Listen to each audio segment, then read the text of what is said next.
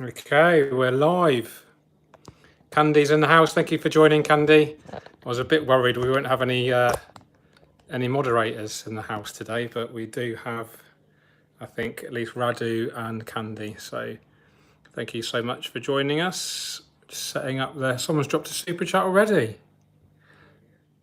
Right, I need to plug the microphone in.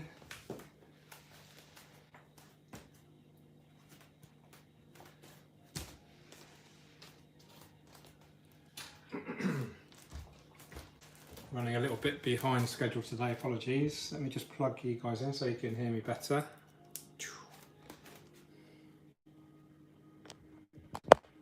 Okay.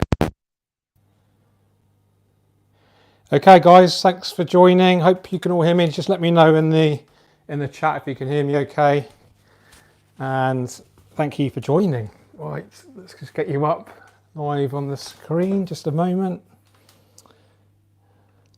How's everyone doing?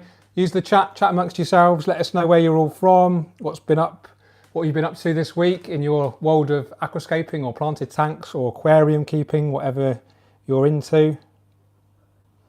I'm just going to get the chat up, guys, and then I will give you my 100% attention. Oh, yeah, that's good. Great. Thanks for joining, everyone. I really appreciate it. Hope everyone is healthy and happy in these interesting times that we're still living in right now. Kind of back to the old traditional style of live streams this evening. We're going to do a Q&A session, and as before, this morning I went onto Instagram, did an Instagram story where I had the opportunity to ask questions. I do realise some of you don't have Instagram, so I will come up with some other ideas about Q&As for that as well. But the kind of last half or last 3/4 of this stream will be dedicated just to the live Q&A, but the first part will be the Q&As that we've gathered from Instagram. So I think I've got half a dozen, 6 really great questions. Really excited to go through those with you very soon. So just a bit of an update from my world. This afternoon, we released episode 5 of the George Farmer podcast. So please check that out if you haven't done so already. Emma, my wife, and I do have our own podcast, and we're doing at least one podcast a week at the moment. The first season is dedicated to the beginner kind of aquascaper, very much a step-by-step. Each episode is dedicated to a separate element of aquascaping, and they're kind of in a logical process. So the first one was like, choosing the right aquarium, and then we talked about high-tech, low-tech, and today's one was talking about lighting, which is a very complex topic, and we tried to kind of get as much information in a kind of easy to understand way across as we could in about half an hour. So if you have listened to the podcast, we really appreciate it, and if you have the ability to leave some feedback, maybe give it a review, like you can rate it with the stars, and if you could even write a review, especially on the Apple podcast, that would be massively appreciated. And you can drop us some feedback and ideas for future episodes there as well. We also have our own Facebook group, so check us out on there, the George Farmer Podcast Facebook group, where you can actually ask questions on there via the messenger button, and you can leave ideas for feedback and future episodes there as well. So that's exciting, of course. I did a couple more videos for Tropica, as usual, plant profile and an aquarium update video. It was actually trimming the stem plants in here. So that was a good video. I really enjoyed making that one. And yeah, this needs some fish in here now. So let me know in the chat, actually, what fish do you think we should put in here? I'm very open to ideas. And yeah, that's about it for updates really this week. All the tanks are looking great, been maintaining them quite religiously. The Aquascape 1200, I am doing a really big video on that. It's going to kind of go through the whole 4-year journey that aquarium's been on, half a dozen escapes, different types of lighting. So lots to talk about on that, and all the learnings that I've all the lessons I've learned from the 4 years of living with this tank, and so it should be a really good one actually. I'm really looking forward to it. It's going to be loads of footage old footage from when the tank was first set up and all the way through all of the scapes, etc. And this week, really busy week actually. You might see behind me, we've got Felix Smart. So I'm releasing, hopefully tomorrow, the unboxing and tutorial video for Felix Smart, and super exciting, a really great device, and I'll explain more in that video when it gets released, of course. 4 videos for Tropica because I am going away on vacation the week after next, so I need to get 2 videos in the bank. So make sure you do subscribe to the Tropica Aquarium Plants YouTube channel. I'm doing more work on their channel than I do on my own at the moment, really, which is great because I really like to add value to the Tropica channel. We've grown it really well in the last year or so with regular, good, high quality content, aquarium plant profiles, aquarium updates, aquarium tips, and it's a real honour and a privilege actually to be able to create content for Tropica, one of the world's best aquarium plant producers. So it's really great. So check them out if you haven't done so already.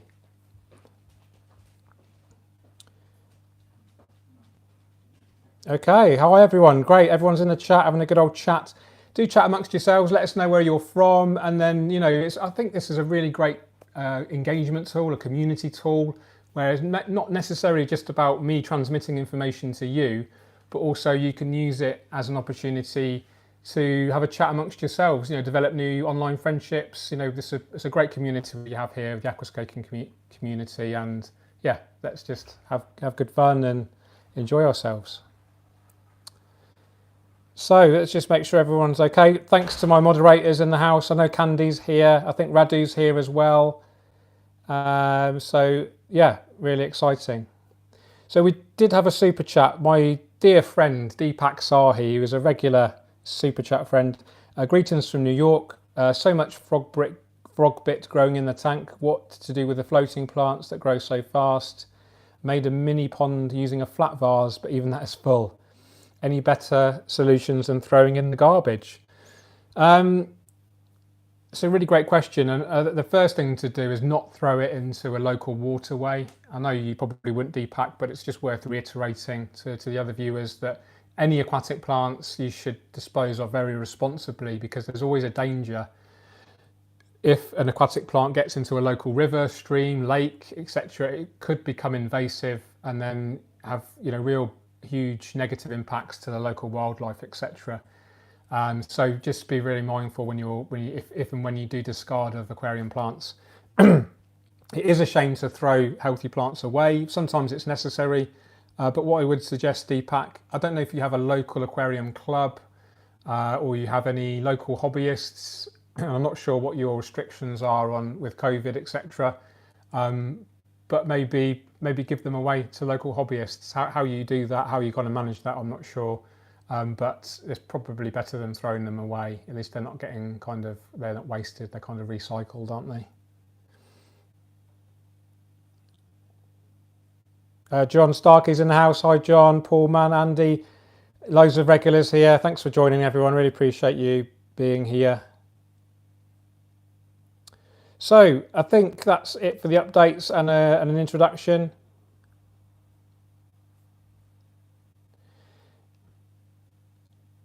North Carolina. Wow. Yeah, have a chat amongst yourselves, guys. And now I'm going to jump over to the Instagram questions in no particular order. This is an interesting one from Cold Blood Beauty. What part of your job do you dislike the most? So I had a chat with Emma, my wife, earlier about this, and it's really hard to pick something I dislike about the job, because I genuinely love it all, really. Obvious stuff like administration, paperwork and stuff. But there's one thing that does stick out a lot that I get really, really genuinely kind of cross and angry about, and that's when I get floating wood. So it's happened on a few occasions, and I'll often pre-soak the wood in a big container outside, so it's definitely sinking. I'll put it in the Aquascape, and then quite often I'll do a step-by-step photography session on the Aquascape. So start off with the empty tank, put the substrate in, put the hardscape in, put the plants in, fill it up, and every kind of significant part of that process, I'll have the camera on a tripod and I'll take a picture at every step. So there's 10 or 12 steps altogether. So I'll do all that, and then I'll finish the scape, and then I'll top it up with water. And then it's happened probably 3 or 4 times to me now. The wood has just decided, after filling, it's been absolutely fine, and then suddenly it will just float. And because often the wood is partially buried in the soil, it lifts up the soil, it lifts up all the plants, the water goes cloudy, the plants are everywhere, and it just looks a real mess. And it's a nightmare because I've been taking those step-by-step photos. You can guarantee that you can't make the Aquascape go back to how it was for that last photo. So it's doubly frustrating, and a lot of kind of time and effort goes into the whole process, and then obviously it's kind of a little bit wasted because you've got this nightmare with the floating wood. And it's really frustrating because I take a lot of measures to stop it happening, but now I'm really, I've kind of, I double up, so I do pre-soak the wood, and then I'll put rocks on top of it, and then I may even glue rocks to it, or glue the wood to the base of the aquarium so it doesn't happen anymore. So that is probably the part that I dislike the most. But thanks for the great question, Cold Blood Beauty. We've got a kind of, let me know what your tips are for making sure your wood doesn't float in the chat. That'd be great.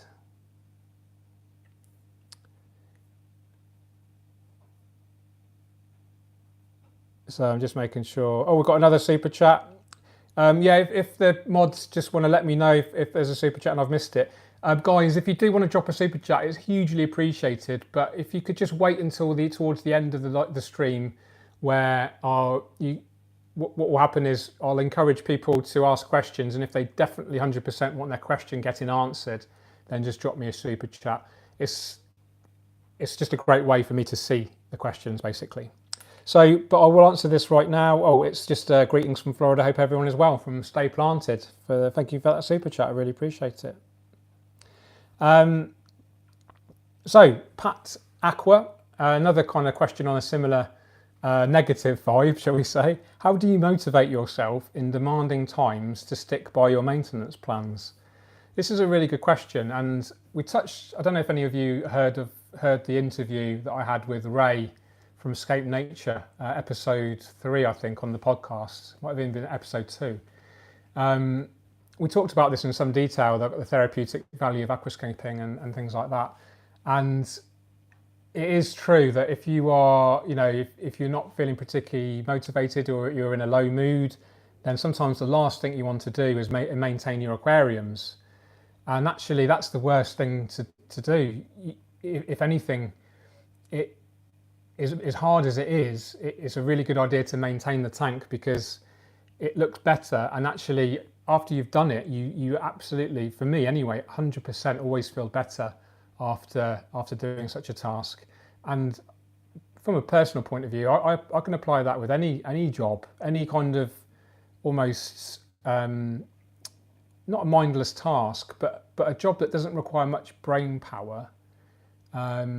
But you have an immediate kind of result, a positive result afterwards. I find that really kind of therapeutic and good for my mood. So, I mean, today was a good example. I did a deep clean in our bathroom, and I felt great after doing it. I felt a bit, lousy beforehand, but I did it. I spent 2 hours or so cleaning doing a deep dive, and it looked great, and I felt really good afterwards. So, how do I keep myself motivated in demanding times? Is just knowing that end result is going to make me feel better. And that's like a learned behaviour, if you like, because I've done it obviously quite a few times. And I'll just encourage you, if you are feeling in a low mood, you might suffer with some, mental health issues. I can almost guarantee it will help you feel a bit better. Even if it's a tiny bit better, you should feel better after maintaining your aquarium. So, and everyone benefits. You get to see a nice clean aquarium. The fish are benefiting because they've got fresh water. The plants appreciate it. Algae doesn't, you're less likely to get algae when you maintain an aquarium. so many positive aspects to the maintenance. So that's how I motivate myself. Thanks for that question, Patakwa. David Scapes is in the house. Hi, David. Let me just check out I'm just making sure everyone's okay.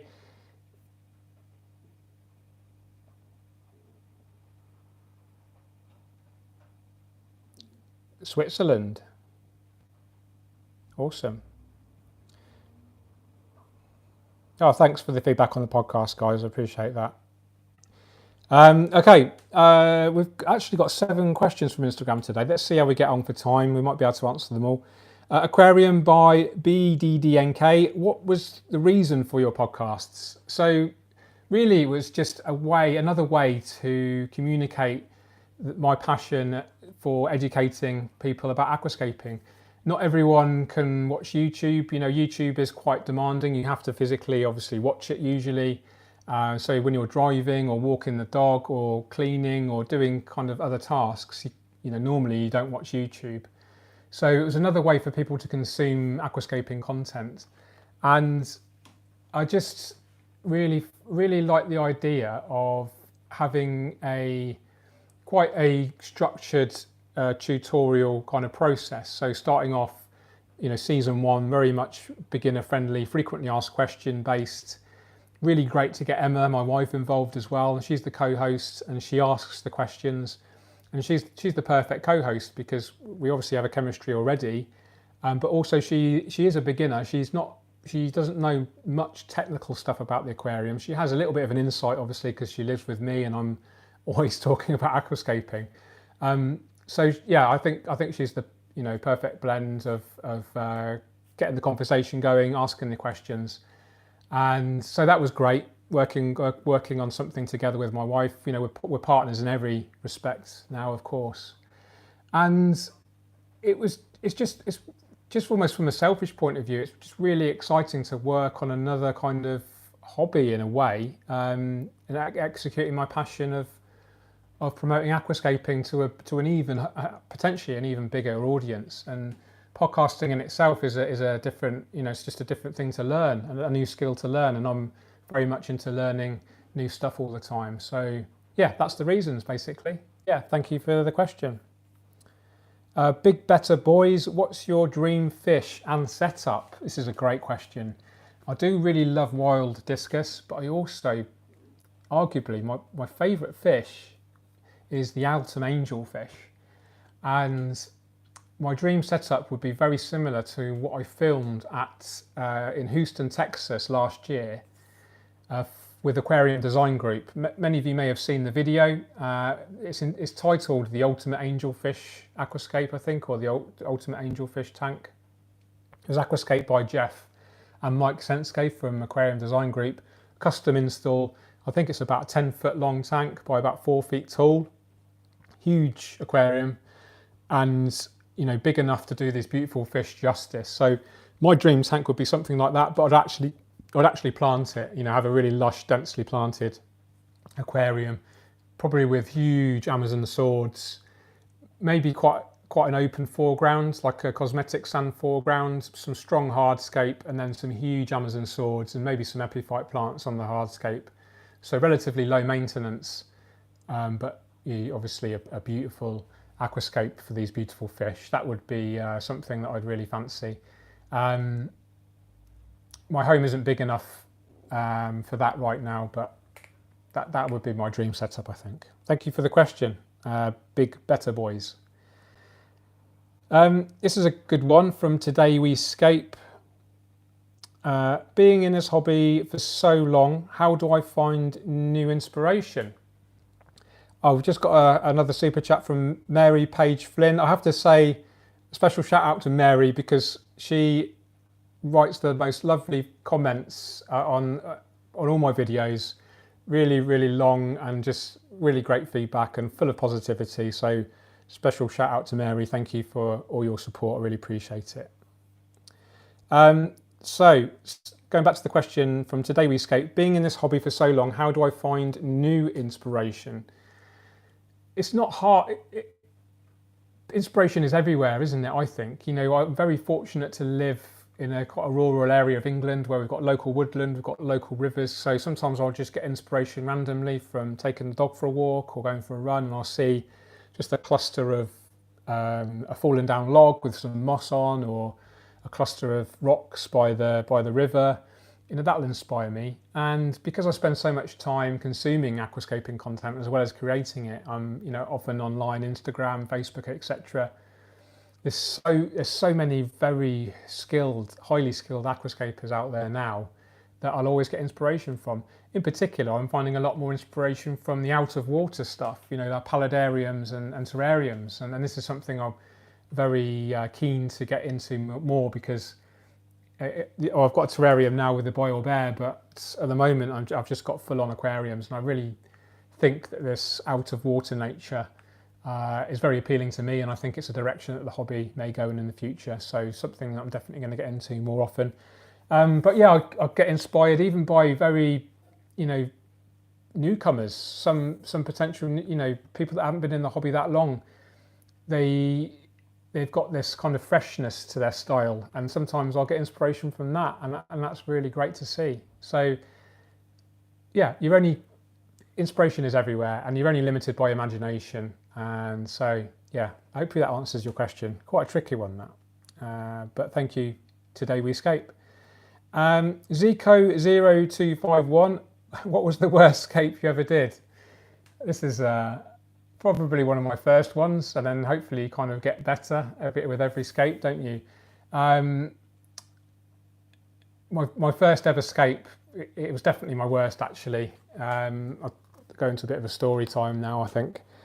My first ever proper aquarium was a Jewel Rio 125, which I bought in 2003, and I stocked it. No word of a lie.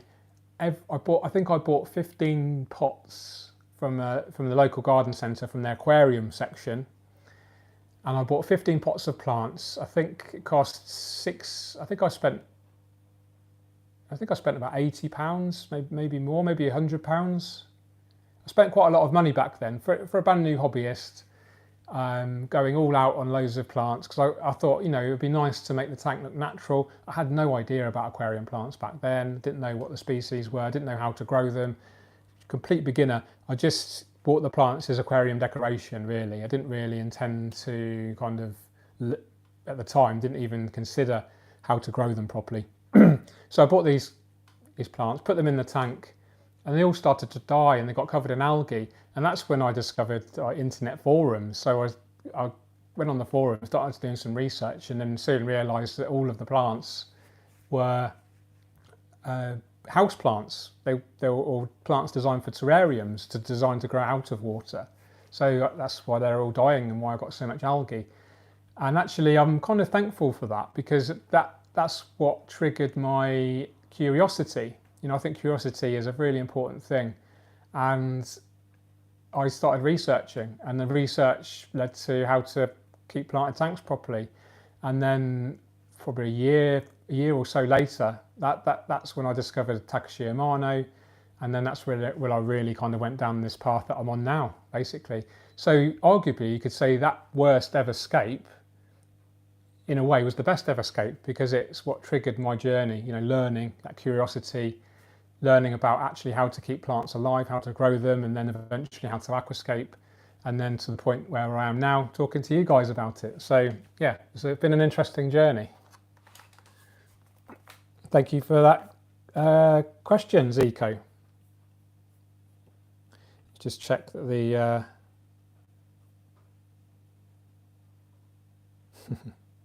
Hey, Lizzie's in the house. Hi, Lizzie. Thanks for joining. Any forums that I trust? Yes, the UK Aquatic Plant Society forum, ukaps.org/forum. Another story time. I co-founded the UK Aquatic Plant Society in 2007 with Dan Crawford and Graham Edwards. And the forum is still, I think, probably one of the best in the world. I'm probably just going to say that, but genuinely, it's still very active. A lot of forums have died off because of Facebook groups.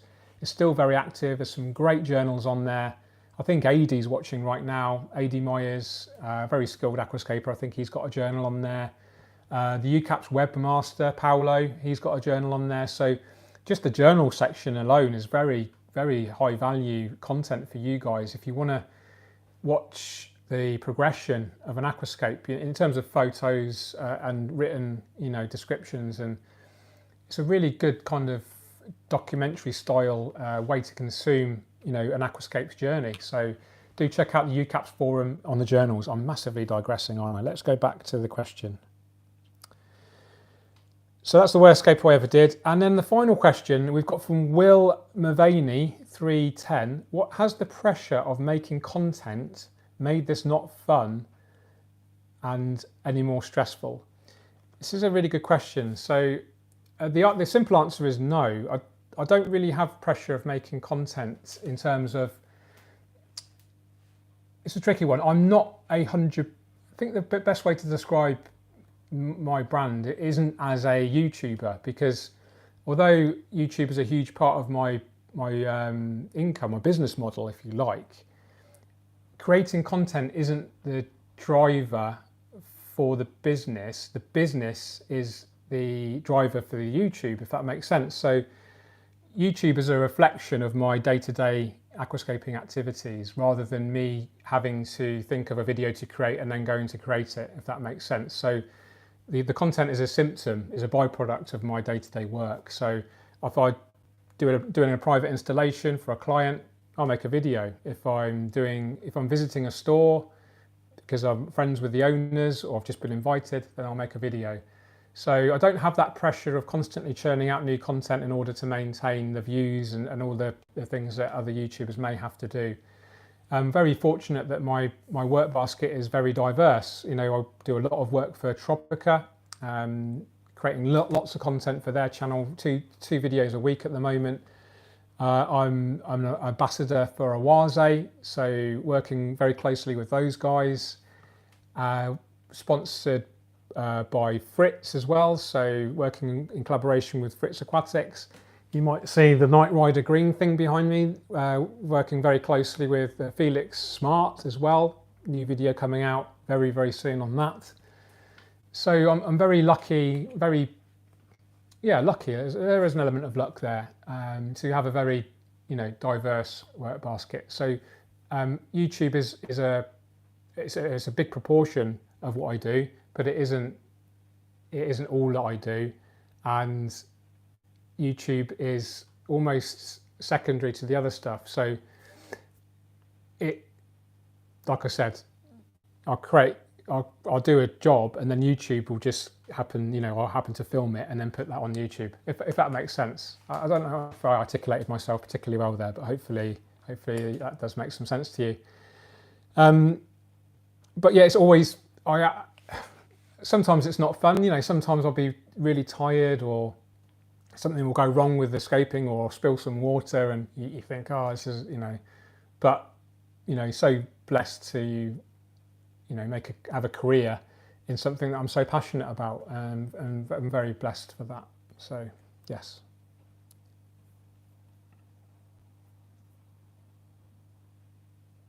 George, you make your own luck. That is true to an extent, absolutely. Okay. Looks like some great chatter going on, guys. Thank you so much. Okay, now let's dive over to the live Q&A. So get your questions ready, guys. Pop them in the live chat and I'll do my best to rattle through them. If you do 100% want your question to be guaranteed answering, then drop me a super chat. I've just missed one from Mark Dorr. Let me know if anyone else, if the mods can let me know if I've missed any other super chats, please do let me know. Mark Dorr, my fellow super chat friend, he always drops me some pocket money. Hello mate, when's Mrs. Farmer doing the tank? It's a great question. She's actually in the other room, probably eavesdropping right now, but we'll see. I think she likes to leave it all to me, which is fine.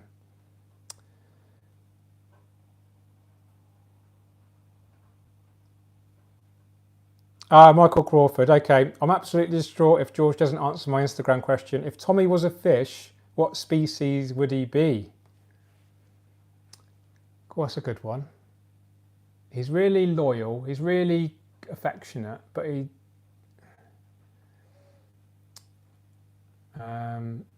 very engaging. I'll have a think. It reminds me of a ram, actually. Yeah, a dwarf. You know, the dwarf cichlid, the Ramarisi, Microgeophagus ramarisi. Yeah, that's what you would be. Seb Butcher, thank you so much, Seb. Another regular. Evening, George. If you had to choose one genus plant type from now on in all your future scapes, what would it be? Oh, it'd have to be Microsorum, I think. Yeah, that goes my first scapes, proper scapes that I ever did.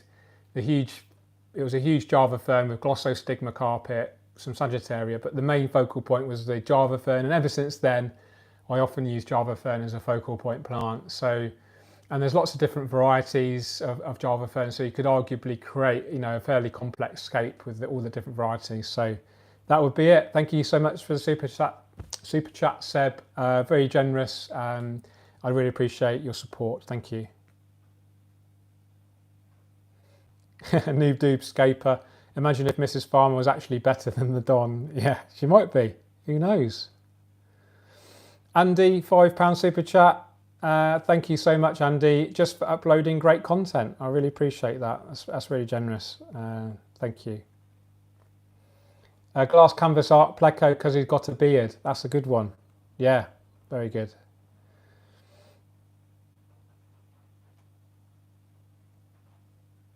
Who else is doing a water change whilst you're watching? That's a great idea. John Starkey, George, I want a soil that will last for around 12 months without asking you to choose one. Which ones are known for longevity? Well, the good news, John, is that any soil will last a long, long time if you add liquid fertilizers regularly. Because what happens is there's a nutrient content in the soil, and that's kind of finite. That does have a lifespan. But what will happen is if you dose the fertilizers regularly, then the plants will use the nutrients from the fertilizers potentially more than they'll use it from their roots. So actually the nutrient content in the soil lasts a lot longer. And you know, it's, in my experience, it's always better to do both anyway, to feed the roots with a good soil and to feed the plants with a good, a good liquid fertilizer. And then the plant is going to grow as robust as possible. And as we know, good plant growth leads to less algae growth. So if you dose a good quality liquid fertilizer, John, every day, as I suggest, something like Tropica Specialized Nutrition or TNC Complete or EA Aquascape Complete Liquid Plant Food, any one of those, adding a little bit every day is a great way to ensure the plants are well fed all the time, and that's going to make your substrate last a lot longer. Another tip from my good friend from Germany, from Yuri's, when he sets up his soil to start with, he'll break apart some Tropica root capsules. Have I got some in here? No, I don't think I did have some in there, but they've gone. You can actually break apart the capsule, the gel kind of shell, and sprinkle those little nutrient balls in a layer of the soil. So let's say put a third of your total soil down on the bottom, sprinkle your root capsules all over, and then top it off with the rest of the soil. That's going to add even more nutrients to the soil, so the soil will last even longer. So top tip from my good friend Yuri's there.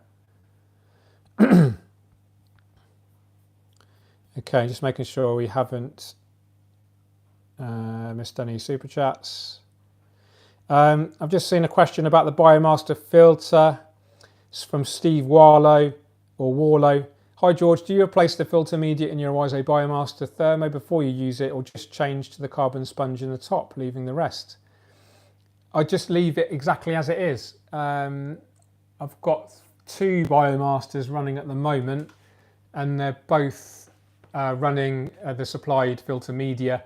I think I did change the pre-filter media for the carbon on the Aquascape 1200 months ago, and I'm still running that. The carbon will just turn into a mechanical media. It is a mechanical media as well as a chemical media. But my theory is I I believe in the filter manufacturers. They've done R&D. They've made the filters. They supply the filter media designed for that filter. And in my experience, in my kind of opinion, I guess, just use the filter media that comes with that filter. It works. Even in the African cichlid tank, really high fish load, and I'm just using the supplied media. Filter manufacturers and other companies won't thank me for saying just stick with that, because in my opinion, and it might be a bit controversial for me to say, but there's a lot of marketing involved with selling extra filter media, because obviously people are in business to make money, and selling media is a money-making enterprise. But I'm in the business of hopefully maybe saving you some money, so just stick with the media that comes with your filter. I can say that with the Awase filters hand on heart, because that's what I do, and I have no issues at all with the supplied media. Sorry, off on a bit of a rant there, but I think it was an important topic. King Petty, $5, thank you so much. Which is better, an in-tank CO diffuser or an inline diffuser? They both have their uses. We've got a good example of an in-tank diffuser here. This is the Tropica 3-in-1. Tommy's here. Hello, Tommy. And then in the 1200, which is behind the camera right now, I use an external inline CO2 diffuser. So that my rule of thumb is anything kind of over 150 or 200 litres, which is about 50 US gallons, I'll go for an external inline diffuser. And anything under that, smaller aquariums, I'll go for the in-tank diffuser. Now the reason for that is I like inline diffusers, external inline diffusers on larger tanks, because there's better opportunity to get that CO2 mist all around the tank with an inline diffuser. Because it's in a bigger aquarium, you have more of a challenge to get that CO2 mist all around the tank. So best to go on the filter. In a smaller aquarium, there's less of a challenge for the circulation. So you can use an in-tank diffuser here. And in fact, I'm just using the Awase, I think this is the Bioplus 200 Thermo internal filter. And that is enough circulation to get these micro bubbles here, and hardly any of them are touching the surface. They're going all around the tank really, really well. You can probably see maybe even in the video there. So that's it. Small tanks in tank, big tanks in line. Hopefully that makes sense.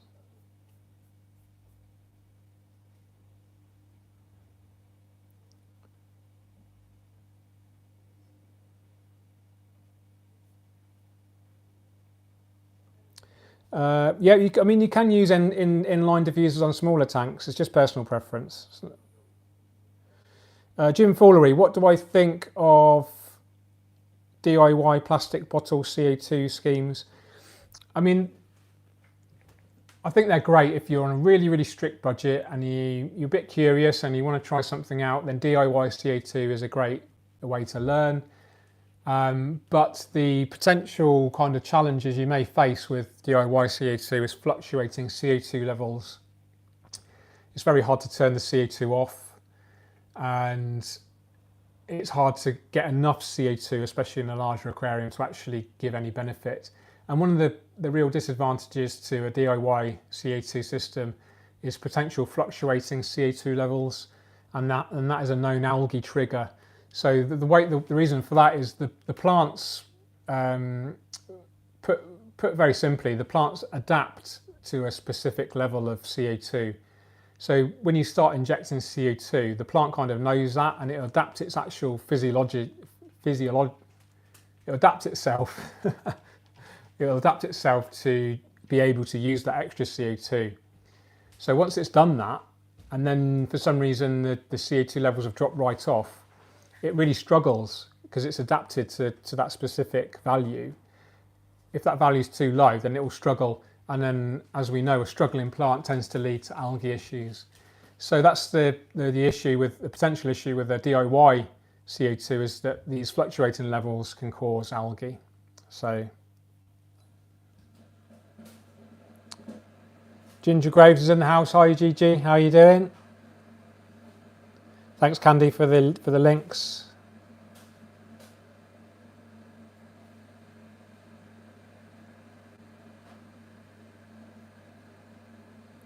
John Starkey is going to be opening up a new account on Instagram. He will be based his journey back into aquascaping and tips on photography too. That's great. Can't wait to see that, John. BM3 Aquatic has a schnauzer. She is 13 years old. Oh, I hope Tommy lives to 13. That'd be ace.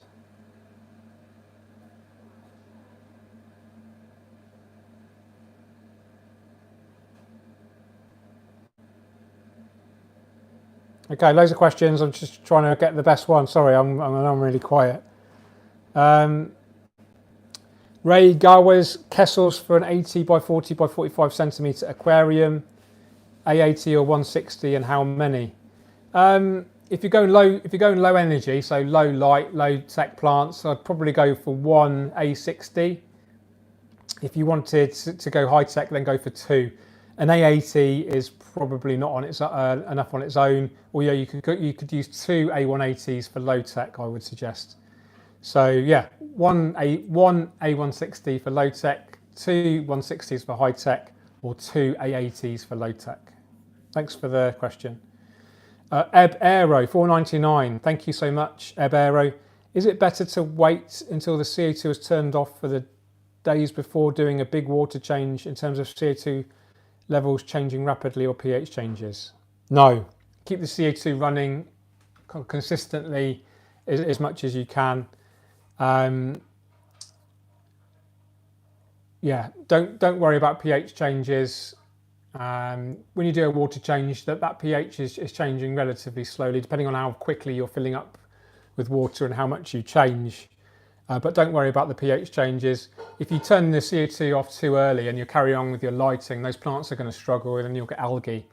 So just turn the CO2 off when you do your water change and then turn it back on as soon as you've done your water change, is my suggestion. Nate McNashty, do you run an inline system with CO2 on all your tanks? No, this is an in-tank diffuser here, and then an inline on the 1200. And the tank behind me, actually, the style line has got an in-tank diffuser as well.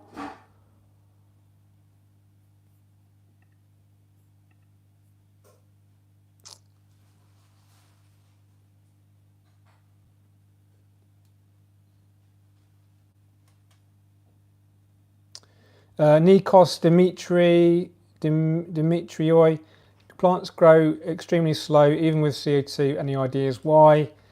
A couple of things. It'll probably be either lighting. If your lighting is good, then look at fertilizers, maybe add more CO2, and then maybe think about the plant species. If you might just have slow growing plants, you know, Anubias, Bucophilandra, some mosses, Java fern, you know, crypts. Most of these are slow growing, so I don't know what plant species you have. Andy says, George, will I do a video of water changes? Yes, I will. I'm doing one this week, but it will be on the Tropica YouTube channel. So make sure you're subscribed to that for an in-depth tutorial on water changes.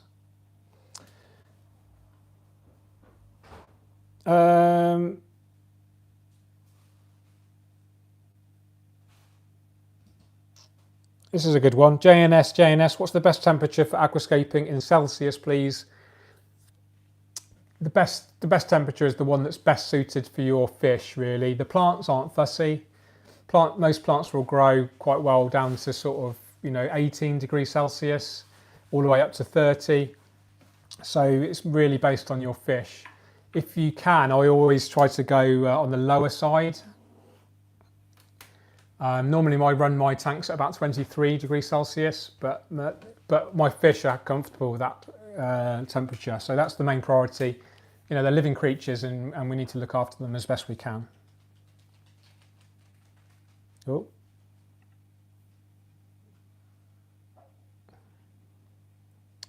This is a good one. Atoll Chenoy, if you had to, what monster fish would I keep? It's a really good one. I do like rays, actually. Yeah, I did do a race escape for a client down in London with a really open sand foreground. Really, it's like a 5 foot footprint aquarium, 5 foot by 5 foot. and then loads of sand, but then like loads kind of wood kind of leaned up towards the back with loads of epiphyte plants on. And the rays were beautiful, actually, really beautiful fish. So yeah, I do like my rays. Modality, does Bucophalandra ever flower underwater? Absolutely, it does. Check out my channel. On a couple of videos back, there's I think it's the Scape Nature high tech versus low tech. I can't remember what the name of I'm going to find out, because that's really annoying that I can't remember the name of the title of the video. Just bear with me 1 second. I'm going to let you know exactly which video to watch. In fact, I'm going to drop the link in the chat so you know exactly. Copy link. There we go. Boom. And then Command and V. There we go. So I've just put the link for that video where you can see Bucophalandra flowering. New doob scaper. I don't have a question. Every new thing I learn, I forget something important. Just have a pint. Thank you so much. Appreciate that. What is my favourite fish? Towhida ramen. I really like neon tetras, actually. Neon tetras were the first tropical fish I ever remember as a young child. We had them in I used to go to primary school in Germany, and in the main reception they had a general community tank. But I remember, I think I was 4 or 5 years old. It was one of the first schools I ever went to, and I remember distinctly seeing these beautiful neon tetras. And ever since then, I've really had a close. I really love neon tetras. I'm keeping some in the Style Line 85 behind me now.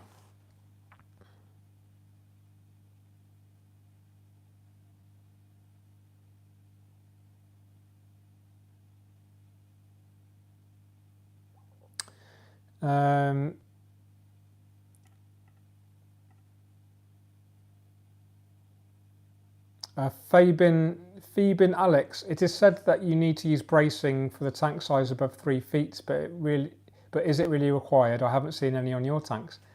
It isn't. It's all down to the glass thickness as well. It's not just the length of the tank. The Aquascape 1200, I think it's 12mm glass, so it's quite thick, and that is absolutely safe. It also depends on the height of the aquarium as well. The taller the aquarium, the thicker the glass needs to be, or you might need to use bracing. Simple as that.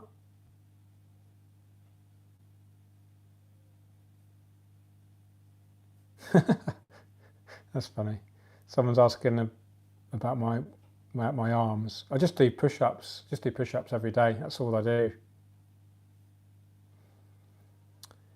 Yeah, the reds look good in here, don't they? This is Ludwigia palustris. There is a plant profile video on this on the Tropica channel, and I do recommend this actually if you can get hold of it. Sometimes it's called Ludwigia super red, but it's an easy plant, and actually it will do much better with highlight and CO2, but it can potentially go red even in a low-tech tank, so something to consider.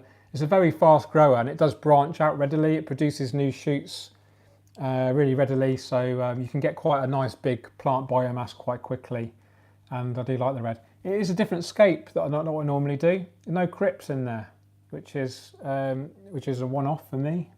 Yeah, so I do enjoy this. If you haven't seen it yet, check out the Tropica YouTube channel about trimming the stems, and you can learn all about trimming there. So yeah, quite a nice educational video, that one. Thanks, Candy. Got to give a shout out to my mod, especially Candy. She's just legendary at putting these links everywhere. Candy is on the list for a signed copy of my book, absolutely. BM3 Aquatic, are you still planning on doing a chat with MD Fish Tank sometime? Yeah, probably. I mean, I'd like to do a collaboration with him, go down and see him with his new, his big shed. I think he's looking at even expanding further, so that would be cool to see. Yeah, Lizzie, you're on the list for a book as well. All my mods are going to get a signed copy of my book. It's a very small act of gratitude for all your hard work. I really appreciate it. Yeah, Candy's got a free signed copy. I'm not selling her a copy. David Scapes, what do you think of the Blixa japonica? Looks cool in that tank. Yeah, just here, the Blixa, that is looking really good. It's quite slow at the moment. I think it's because it's at the corner of the tank. It's not getting as much light, but it is growing, and I'm quite happy for it to grow slow and steady. Yeah, if you could all just hit the like button now, that'd be amazing. There's 424 of you watching, so that would be really grateful. Yeah, Mary, I just watched your old video where you interviewed MD. Wow, what a long way he's come. Definitely one of my favourite channels. Yeah, he is crushing it, isn't he? He's just producing loads of content of all of his tanks in his shed. It's pretty epic. Where can we get your new book? If you're in America, Amazon.com. If you're in the UK, Amazon.co.uk. If you're anywhere else, hopefully Amazon can ship. That's the easiest way to get it at the moment. All the other big bookstores are Barnes and Noble, and there's loads of others. But I think it's still a little bit of a discount if you buy it from Amazon now. It's available to pre-order. Great Christmas present. It's coming out on November the 10th. So if you're want a good gift for Christmas, then maybe suggest that to your better half or family member, or buy it for a friend. I'm really excited about seeing it coming out, actually, and I might as well. I'm planning the next one already. That's all I'm going to say on that one.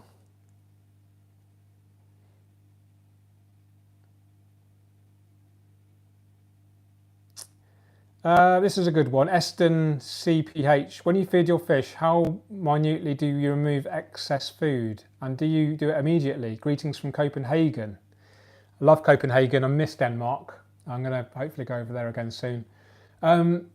I don't actually have any issues with uneaten food. So the fish are either eating it straight away, or I have shrimp in all of my aquariums, and the shrimp will eat it. In my Malawi cichlid tank, they're so ravenous that food doesn't even get a chance to touch the floor. They're just on it and it disappears.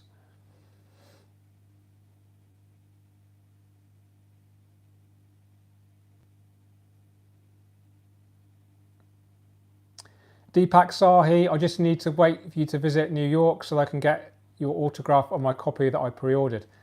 Absolutely, and I do intend to visit New York, and I'll tell you for why. I got really friendly with my editor of the book. We were chatting on Skype, every week, progress on the book, but then we just started chatting about, life stuff, and obviously Corona hit the world, and we were chatting, we were talking about politics, and we got into really kind of deep and meaningful conversations. So I became really friendly. Shout out to Jason if you're watching, the editor of my book. So he lives in New York, and we've agreed to go out for a dinner. So we'll have to meet up, and I'll be very happy to sign your book, Deepak. It's the least I can do for your great support over the last couple of months or so. Really appreciate it, mate. Okay, guys, last 5 minutes or so. This I'll answer another three questions, and then I'm going to say cheerio. Thank you so much for watching up to now. Really appreciate it. It's some really great community stuff going on in the chat. Really, really love to see this. It's really great. Here we go from Water Barrel. I need some advice. I got a lot of plants today and I don't know how to store them best until I can plant them. I thought about rock wool, but at the moment I don't have any. So I don't know how if you bought them in. It really depends on the type of plant you bought and the condition that you bought it from the shop. So sometimes if it's fresh from the nursery, it's actually better to keep it out of water. Just keep it moist. Keep it in the dark. Just keep it in like a sealed bag so it maintains the humidity. And the plant can last, a week or so without any light or any water, as long as it's sealed and that humidity is maintained. It also a little bit depends on the species. Another option, some people do this, is float them in the bath if you haven't got a spare aquarium or a sink somewhere. But it's really hard to give you detailed advice without knowing the species and the condition and the type of plant that you've got. G. Van de Wee, George, does tropical aqua soil contain nutrients itself? If so, why do aquascapers add so much nutrients separately? It does contain nutrients, and the reason we add extra nutrients is just to keep those plants as healthy and as robust as possible. So the plants will get nutrients from their roots through the soil, and then we add nutrients through the liquid fertilizers, and that feeds the plants through the leaves. So the plant has the ability to take in nutrients through its leaves and its roots. If we supply both, then the plant is going to be super healthy. Okay.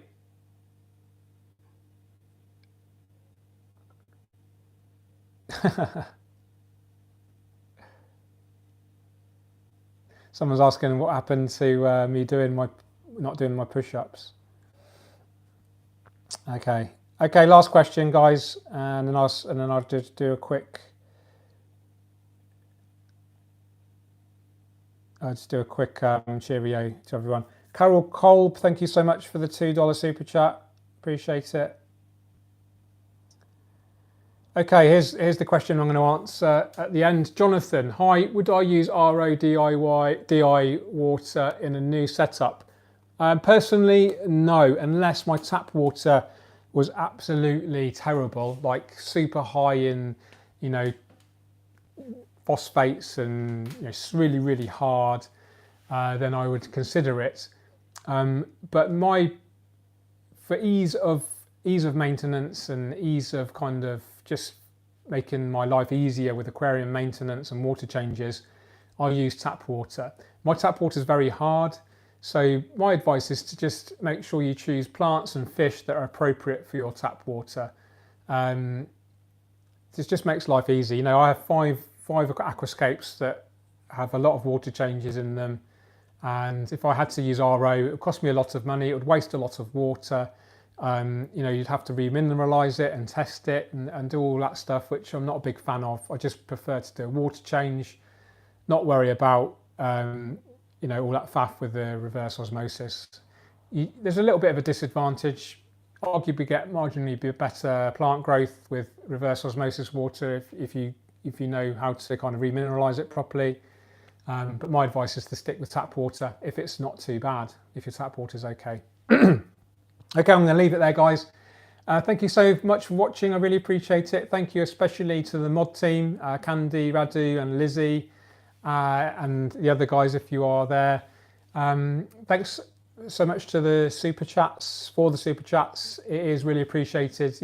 I am still limited in the traveling and some of my, not doing many private installs. So any kind of support is really appreciated on that front. You can support me in other ways by listening to the podcast, join the Facebook group, the George Farmer Podcast as well. The George Farmer Podcast Facebook group isn't just about the podcast, it's about all my aquascaping activities. So I kind of transferred me doing all activities on my private Facebook account, and I'm transferring that over to the George Farmer Podcast group. Follow me on Instagram as well. I'm very active on Instagram these days, doing at least one post a day. So that's George Farmer Studios. So lots of ways to support me and stay engaged, and growing this beautiful aquascaping community together with you all. I really enjoying it, and I really appreciate your time this evening. So thank you so much for watching. I'll say cheerio now. You take care. Keep on scaping. Cheerio.